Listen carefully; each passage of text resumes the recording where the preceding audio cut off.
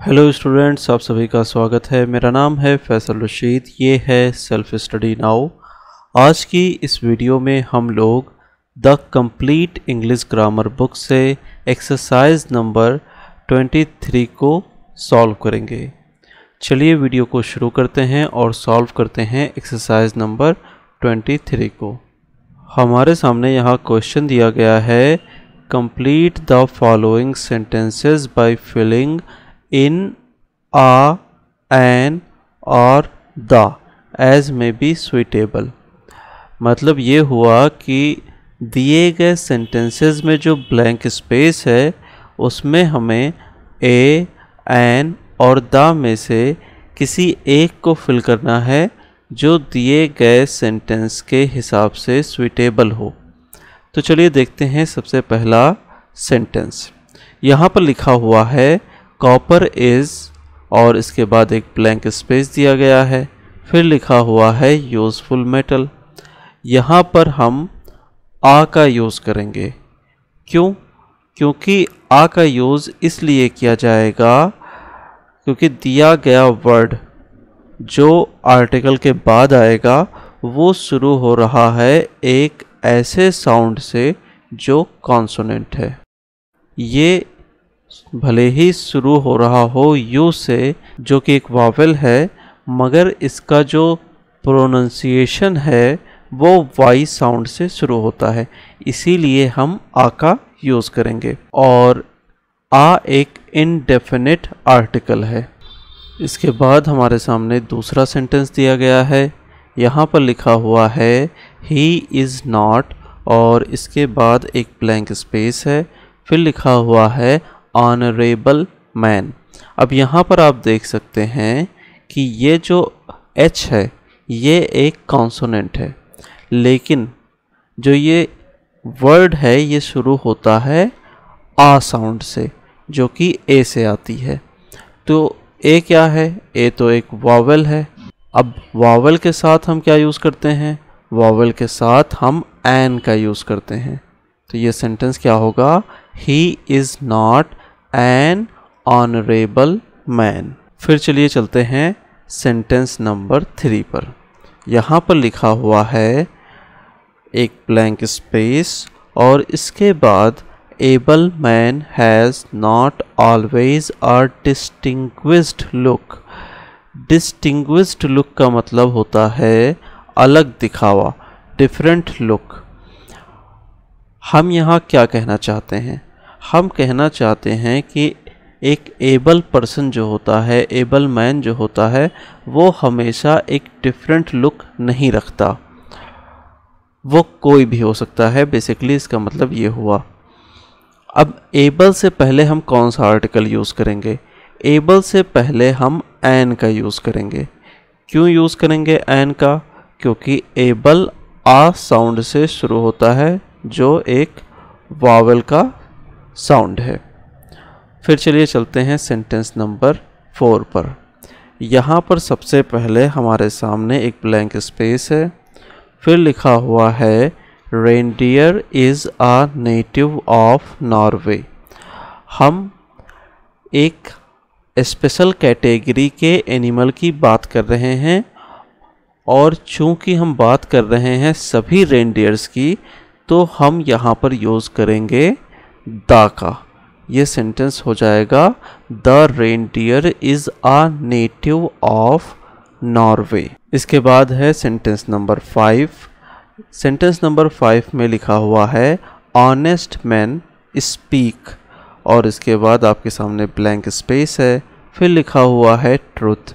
अब देखिए स्टूडेंट्स, जब हम एक यूनिवर्सल ट्रुथ की बात करते हैं या कॉन्सेप्ट की बात करते हैं तो ऐसी कंडीशन में हम एक डेफिनेट आर्टिकल यूज़ करते हैं। यहाँ पर हम यूज़ करेंगे द को।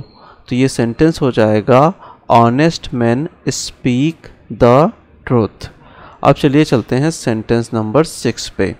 यहाँ पर लिखा हुआ है रुस्तम इज़ और इसके बाद एक ब्लैंक स्पेस है, फिर लिखा हुआ है यंग पारसी। अब हम रुस्तम की बात कर रहे हैं। रुस्तम भले ही एक डिफाइंड पर्सन हो जिसके बारे में हमें पता हो, लेकिन हम उसे कैरेक्टराइज कर रहे हैं पारसीज़ में। पारसी एक कम्युनिटी होती है, रिलीजियस ग्रुप होता है। तो हम इसमें ये कहना चाहते हैं कि जो रुस्तम है वो एक जवान पारसी है। हम यहाँ पर यंग के हिसाब से एक आर्टिकल को यूज़ करेंगे जो इंडेफिनिट आर्टिकल होगा। हम यूज़ करेंगे आ को, क्योंकि ये शुरू होता है वाई साउंड से। ये सेंटेंस क्या हो जाएगा? Rustam is a young Parsi. फिर चलिए चलते हैं सेंटेंस नंबर 7 पे। यहाँ पर लिखा हुआ है डू यू सी, और इसके बाद एक ब्लैंक स्पेस है, फिर लिखा हुआ है ब्लू स्काई। अब हम एक स्काई की बात कर रहे हैं। जिस तरीके से हमने रेनडियर की बात की थी तो ये कंफर्म हो गया था कि हम किसकी बात कर रहे हैं। वैसे ही जब हम स्काई की बात करते हैं तो ये कंफर्म होता है हम किसकी बात कर रहे हैं। इसीलिए हम यहाँ पर क्या यूज़ करेंगे? एक डेफिनेट आर्टिकल यूज़ करेंगे। ये क्या होगा? द। तो सेंटेंस क्या बनेगा? Do you see the blue sky. अब चलिए चलते हैं सेंटेंस नंबर 8 पर। यहाँ पर क्या लिखा हुआ है? वाराणसी इज़, और इसके बाद एक ब्लैंक स्पेस है, फिर लिखा हुआ है होली सिटी। अब वाराणसी एक होली सिटी है, पवित्र सिटी है। जैसे कि हम रुस्तम की बात कर रहे थे तो हमने क्या लिखा था? आ का यूज़ किया था, क्योंकि हम जनरल वे में बात कर रहे थे। वो यंग पारसी में एक जनरल पारसी वो भी है। ऐसे ही वाराणसी होली सिटीज़ में से एक सिटी वाराणसी भी है। तो हम यहाँ पर क्या यूज़ करेंगे? आ का यूज़ करेंगे। सेंटेंस में आर्टिकल के बाद होली का यूज़ किया गया है, तो इसी के हिसाब से हमें यूज़ करना होगा आर्टिकल को। एच साउंड से शुरू हो रहा है ये। एच क्या है? कॉन्सोनेंट है। तो हम क्या यूज़ करेंगे? आ का यूज़ करेंगे। सेंटेंस कंप्लीट हो जाएगा। इसके बाद देखिए लिखा हुआ है अलादीन हैड, और फिर एक ब्लैंक स्पेस है, फिर लिखा हुआ है वंडरफुल लैम्प। अब जैसे कि ऊपर हमने बात की थी, सेम वे में हम यहाँ भी बात कर रहे हैं कि लैम्प्स में से एक लैम्प जो वंडरफुल है वो अलादीन के पास था। एक जनरल वे में हम बात कर रहे हैं। जिस वर्ड से पहले हमें आर्टिकल का यूज़ करना है वो वर्ड एक कॉन्सोनेंट साउंड से शुरू हो रहा है। तो ऐसे में हम क्या करेंगे? ऐसे में हम आ का यूज़ करेंगे। ये सेंटेंस क्या बनेगा? Aladdin had a wonderful lamp. अब चलिए चलते हैं सेंटेंस नंबर 10 पर। यहाँ पर लिखा हुआ है द वर्ड इज़, और इसके बाद एक ब्लैंक स्पेस है, फिर लिखा हुआ है हैप्पी प्लेस। तो दुनिया एक खुश जगह है, हम ये कहना चाहते हैं। एक जनरल सेंस में हम बात कर रहे हैं। हम यूज़ करेंगे एक आर्टिकल जो इंडेफिनिट होगा। तो इंडेफिनिट आर्टिकल ए और एन में से कौन यूज़ होगा? ए यूज़ होगा। क्यों यूज़ होगा? क्योंकि हम हैप्पी का यूज़ कर रहे हैं यहाँ पर, और हैप्पी कॉन्सोनेंट साउंड से शुरू होता है। इसके बाद दिया गया है सेंटेंस नंबर 11। यहाँ पर लिखा हुआ है ही रिटर्न्ड आफ्टर, और फिर एक ब्लैंक स्पेस है, फिर लिखा हुआ है आवर। अब देखिए आवर से पहले हमें एक आर्टिकल का यूज़ करना है। तो ये बात डिपेंड करेगी कि जो इंडेफिनिट आर्टिकल हम यूज़ करेंगे वो उसके बाद यूज़ होने वाले वर्ड के साउंड के हिसाब से होगा। जैसे ये लिखा हुआ है कॉन्सोनेंट लेटर से, लेकिन पढ़ा जाता है ए साउंड से, तो हम यहाँ पर एन का यूज़ करेंगे। ये सेंटेंस क्या हो जाएगा? ही रिटर्न्ड आफ्टर एन आवर। इसके बाद है सेंटेंस नंबर 12। यहाँ पर लिखा हुआ है एक ब्लैंक स्पेस, और फिर लिखा हुआ है school will shortly close for puja holidays. अब हम यहाँ जिस स्कूल की बात कर रहे हैं वो कंफर्म है कि हम किस स्कूल की बात कर रहे हैं, क्योंकि जो स्पीकर है वो जिससे ये बात बोल रहा है उसे भी इस बात के बारे में मालूम है कि हम जिस स्कूल की बात कर रहे हैं वो पूजा हॉलीडेज़ के लिए बंद रहेगा। तो हम एक डेफिनेट आर्टिकल यूज़ करेंगे। ये क्या होगा? The school will shortly close for the puja holidays. अब आता है सेंटेंस नंबर 13। यहाँ पर एक ब्लैंक स्पेस दिया गया है, फिर लिखा हुआ है सन शाइन्स ब्राइटली। यहाँ पर हम एक यूनिवर्सल ट्रुथ की बात कर रहे हैं। तो जब हमने यूनिवर्सल ट्रुथ की बात करनी होती है तो हम यूज़ करते हैं एक डेफिनेट आर्टिकल का। ये क्या हो जाएगा? The sun shines brightly. फिर अगला सेंटेंस है सेंटेंस नंबर 14। यहाँ पर लिखा हुआ है आई फर्स्ट मेट हिम, और फिर एक ब्लैंक स्पेस है। इस ब्लैंक स्पेस के बाद लिखा हुआ है ईयर एगो।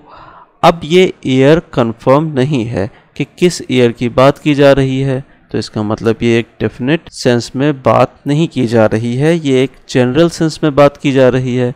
तो हम एक इनडेफिनेट आर्टिकल का यूज़ करेंगे, और ईयर वाई साउंड से शुरू हो रहा है तो हम एक ऐसा आर्टिकल यूज़ करेंगे जो कॉन्सोनेंट साउंड से शुरू होने वाले वर्ड से पहले यूज़ किया जाता है। ये क्या है? ये है ए। तो I first met him a year ago. चलिए अब चलते हैं सेंटेंस नंबर 15 पर। यहाँ पर लिखा हुआ है यस्टरडे, फिर एक ब्लैंक स्पेस है, और इसके बाद लिखा हुआ है European called at my office. यहाँ पर हम जिस यूरोपियन की बात कर रहे हैं वो डिफाइंड नहीं है। इसके अलावा यूरोपियन एक नेशनलिटी की तरफ, एक कैटेगरी की तरफ इशारा करता है। तो यहाँ पर हम एक इंडेफिनिट आर्टिकल का यूज़ करेंगे। अब यहाँ पर कौन सा आर्टिकल यूज़ होगा ये बात डिपेंड करती है यूरोपियन के शुरू होने वाले साउंड पर। तो यूरोपियन भले ही एक वावेल लेटर से लिखा जाता हो, लेकिन ये शुरू होता है वाई साउंड से, तो हम यहाँ पर आ का यूज़ करेंगे। सेंटेंस क्या हो जाएगा? Yesterday a European called at my office.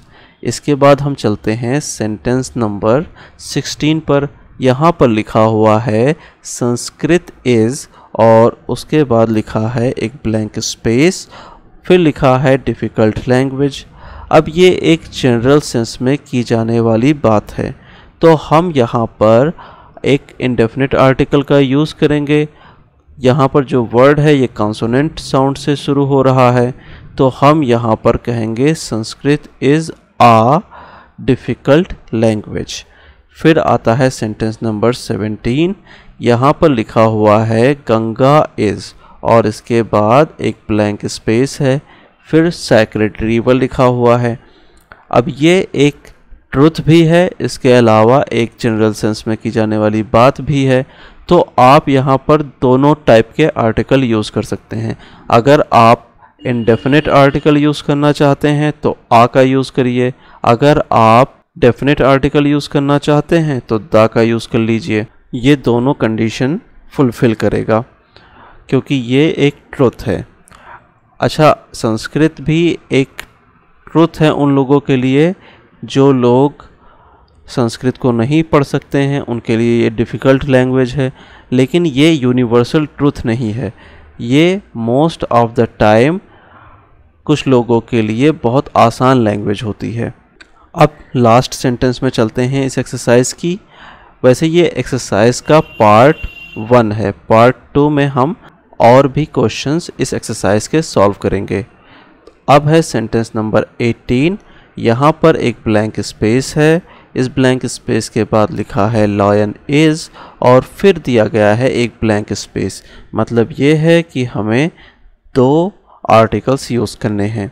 सबसे पहले हम यूज़ करेंगे द का, क्योंकि ये एक डेफिनेट आर्टिकल है और हम एक स्पेसिफिक एनिमल की बात कर रहे हैं। तो द लायन इज़, और फिर इसके बाद लिखा हुआ है किंग ऑफ द बीस्ट्स। अब यहाँ पर आप देखेंगे बीस्ट्स जो होते हैं उनमें से हम शेर को किंग मानते हैं। ये एक ट्रुथ है कि शेर को बाकी के जितने जानवर होते हैं उनका राजा माना जाता है। तो इसीलिए हम यहाँ पर यूज़ कर सकते हैं डेफिनेट आर्टिकल का। तो ये क्या हो जाएगा? द हो जाएगा। सेंटेंस पूरा क्या बनेगा? The lion is the king of beasts. तो ये एक्सरसाइज का पार्ट 1 था। पार्ट 1 यहीं पर कंप्लीट हो गया है। इस वीडियो को पूरा देखने के लिए आपका बहुत बहुत शुक्रिया।